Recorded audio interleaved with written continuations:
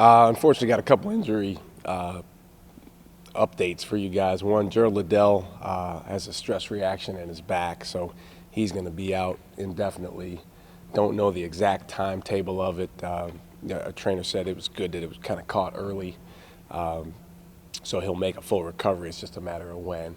And then Kamaka Hepa hurt his ankle the other day in practice, and so it's up in the air whether he's going to be able to go or not tomorrow. But we're hopeful that it's not something that's going to be too long term. So just wanted to update you guys on those. In terms of practice this week and how our guys have responded, our biggest emphasis, to keep it really, really simple, has been playing with passion, having a level of passion on the floor for everything that we do, for our teammates, for winning, for Texas. And our guys have done a really good job in practice. We've been a little banged up, so we've had to adjust some things, but we've still gotten at it pretty well and gotten some good things done in practice, and we'll have one more session this afternoon. The focus for our guys beyond that has been just to stay focused and locked in on what's inside of our team because, when you get in a tough stretch like we just had, it's really, really easy to get caught up in different things. And, the reality is we've got practice today. We put in a good deposit. It gives us a great chance to be in good position to start the game well tomorrow. And then a huge game tomorrow where our focus is obviously winning and putting our best foot forward. So that's what we've really emphasized to our guys. When we've been at our best, we've had a defensive identity. Our guys have flown around. And on the offensive end, they've really shared the ball with each other. So it's been a mix of, showing our guys when we've been that, and obviously also letting them know that when we're not that, it's not good enough. So excited about the game against LSU. They got a terrific team, and looking forward to Saturday at 1 o'clock. Questions, please. How have the guys sort of, processed Monday's loss? Because it's not a 10-point loss. It felt like they sort of almost lost their spirit a little bit in that game. I don't know if you sensed that, but how have they, taken what happened and sort of tried to get some good out of it and try to put some back in the past? When you go through a game like that as a player, it's flat out embarrassing as a player, and that as it's going, as the game's kind of winding towards the end, there's a lot of things you needed to do better and could do better, but when the game ends, you don't get it back. So the way to process it is plain and simple: to look in the mirror. That's for all of us, coaches, players, everyone, and say, what can we do better? And obviously that was not the best version of us on Monday. West Virginia deserves a lot of credit for how they played and the assertiveness and aggressiveness with which they attacked the game. I thought our guys actually started the game well, but then it got away from us, about midway through the first half. And that run at the end of the first half was really the difference, the big difference in the game. Practice is another area where that's how you process it. You come out on the practice floor, you compete, you work to make your teammates better, and our guys have done a nice job of that. From their body language, from their what's come out of their mouth, from the spirit they've had this week, they have an urgency and an excitement about being better and about us being the best version of us in our next game, since we can't change the last game. They were really disappointed coming off of Kansas. We felt like we put ourselves in position to go win that game, and then we did not play as well as we needed to play in the last 5 minutes. When you have a game like that, you have to handle the quick turnaround better than we did. We'll have other Saturday, Monday turnarounds, so it's up to us to learn from that. And, in the Big 12, that's just how the schedule falls. This week is a little different in that we've had several days. We've had practice days, we've had time to reflect, we've had time to watch a lot of tape. And so, again, it's about us making sure we're in the right place at 1 o'clock.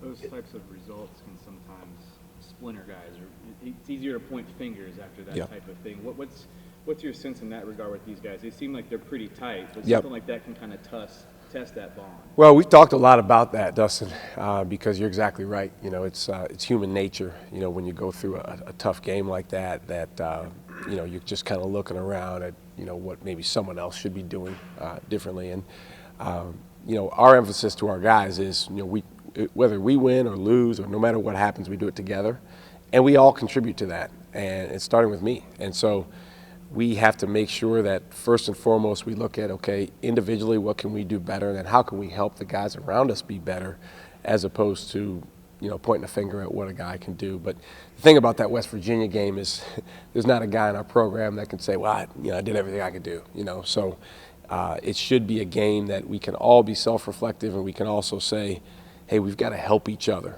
That was a huge emphasis for us going into our Kansas State game, because we felt like the game before we didn't help each other enough. And our guys really did a good job of it.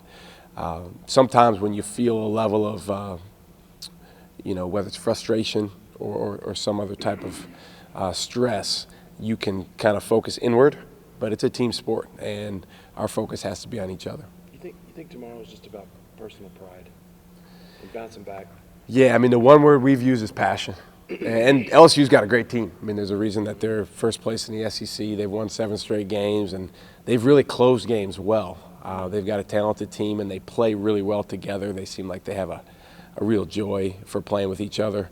But you're exactly right. It's about having a passion on the current possession for, if it's defense, stopping the other team and attacking what they're trying to do. If it's offense, working together to create a basket. And there is a level of pride in that for sure. That can be, your reason for playing with passion. That should be one of the main reasons. But that's the 5 guys we've got to have out there is guys that feel that. To kind of touch on that, what Brian said a little bit about the passion, it's like you obviously want the guys to have passion, but are you kind of trying to teach them or steer them in the direction of how to, I guess, channel that passion in the right way? Because I know you can get a little bit too high or too low. Or no, that's a good point. It's a good point. And we encourage our guys. We've always encouraged our guys to hold each other accountable. But again, when you go through a tough stretch, whether it's in a game or a couple of games, that can be a fine line, because it can kind of bleed into what you're saying, Dustin, about pointing the finger. So, our guys, we've really tried to make it very clear to our guys, these are the things we have to do on offense against LSU. These are the things we need to do on defense. They're going to try to counteract that, and they have talented guys, so we're not going to be perfect. But if we do those things with a level of passion and aggressiveness, there's going to be a lot of plays that do work out and go in our favor. And we have to do that together. So that's been the emphasis to those guys. Everyone on our team has different personalities, but we need them to bring their best personality. And for Courtney Ramey, that might be a little bit different than Matt Coleman, but we need them both. There's a situation like that, maybe when you're reflecting on like that result, and you've got a little bit more time between Monday and Saturday. Are you thinking of like, how do I be more proactive to try to get that out of these guys, whether it's defensively, offensively? Just does that kind of make you stop and say, man, what do I do to get more of it out of them? Yeah, you're talking about pushing buttons, and as a coach, you're constantly thinking about that. What button do you need to push? What can you do? You're certainly not going to sit back and just hope it happens. You have to find a way to get a guy to see something a little bit differently. And again, the thing that's so important is you might get him to see it on, say, Thursday afternoon, which is a step in the right direction, but it's about Saturday from 1 to about 3, when it's the most important. And one of the things I think that's been a challenge at times is during the game, there are going to be some ebbs and flows, some twists and turns. We as a team have to continue to get better at responding to those. And we've, in a couple of our recent games here, we've had leads in the first half, and at that time, you got to put the pedal to the metal, and you got to extend that. So that's an area where we got to continue to grow. Shaka, with the Kamaka situation and then Gerald, I guess it doesn't have to be said to Kai and Royce and Will and those guys that you really need them. Yeah, it has been said for sure, and especially coming off the West Virginia game. I won't say the exact numbers, but their 4s and 5s, were a lot more productive than ours, and that was the case at every position. So it's not about singling anyone out, but we have really challenged those guys, to step forward. And LSU's got really good guys, versatile guys that they play at those spots.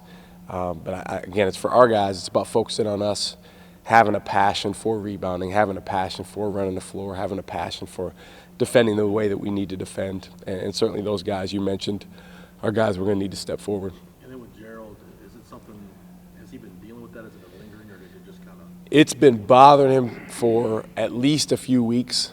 He's the type of guy that sometimes he doesn't say, exactly how he's feeling. He had some issues with his back last year, but it was stuff that, our trainers and strength coaches felt like they could kind of work through in the weight room and in the training room.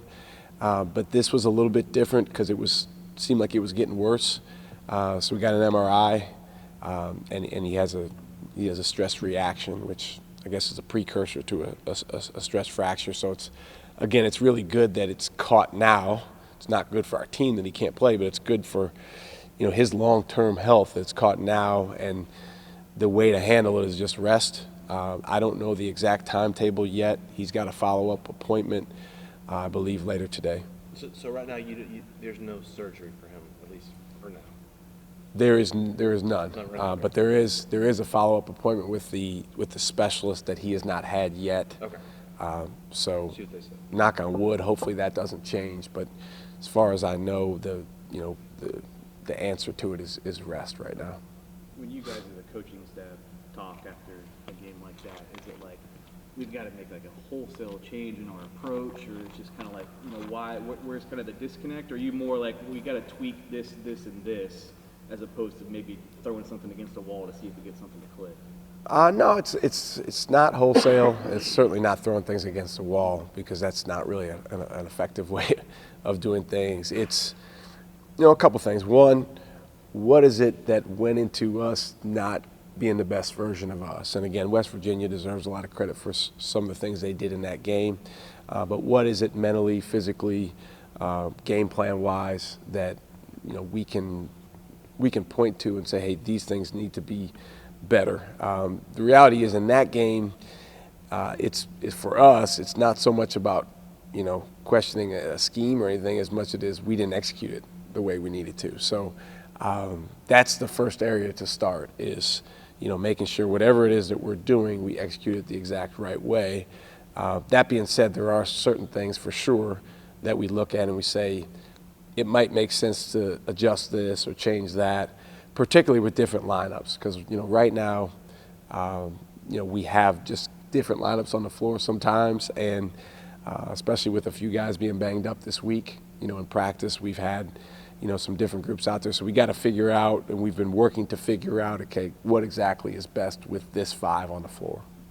I'm curious, with these conference challenges that sort of pop up in the middle of conference play, do you view it as maybe like a nice little break from Big 12 play, or is it maybe more of an annoyance that it kind of comes in and kind of breaks the conference season in half? I mean, how do you view it? It's just part of the schedule. Don't really view it either way, because there's no real sense in putting much time and energy or effort into that. It's on the schedule, and to be honest, I would say most coaches almost loop it into conference play. It's not a conference game. It doesn't count on your conference record.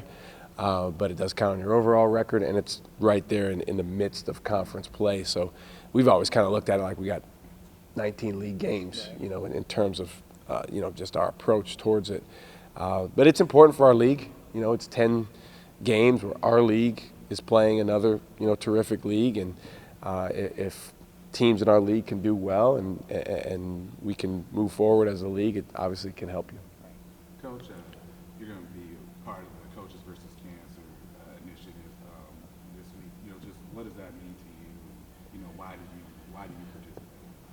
Well, I participate because it's the right thing to do. It's something that we've been doing as coaches for years and years. I think when it started, I was an assistant coach when we started the Suits and Sneakers. But obviously, Coaches versus Cancer is a terrific organization. Raised a ton of money for a great cause, and anytime we can be a part of that and lend our hand to that, it's a great thing. So it's a no-brainer. I know you talked about keeping things inside the program, the guys in the locker room and the coaching staff and whatever, but are you telling them that, hey, this is an opportunity for you guys to perhaps, prove some people wrong that have counted you out, or do you kind of play on, hey, this is a real turning point opportunity and try to approach them that way?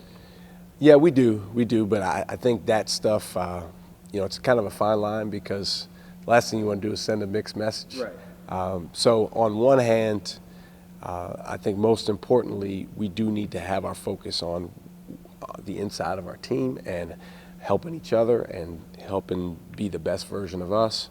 On the other hand, to Brian's point about pride, anytime, someone questions you or someone doubts you, there is a level of pride that should kick in. And, there's times where we use that, sometimes more with individual guys, sometimes with the team.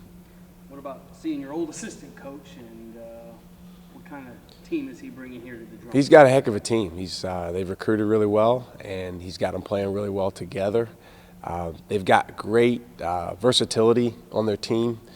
Their backcourt is really, really aggressive and attacking. Skylar Mays, their leading scorer, he does a really good job just getting downhill and attacking, shooting the ball. Emmett Williams, who starts for them at the 5, they list him at 6'6", but he's got super long arms. He blocks shots. He's very, very aggressive. And they're really everybody that plays significant minutes for them has something that they do really, really well. So I could go down the line, but again, he's got them playing really well together. They've been in a bunch of close games, and they've just found ways to win by making plays. They have not limped into those wins. They've gone and grabbed those wins, late in games by making big plays, whether it's a last-second shot or steals that they've had. And so, it's our job for 40 minutes to make sure that we have an aggressive approach and then at the end of the game to be the best version of us.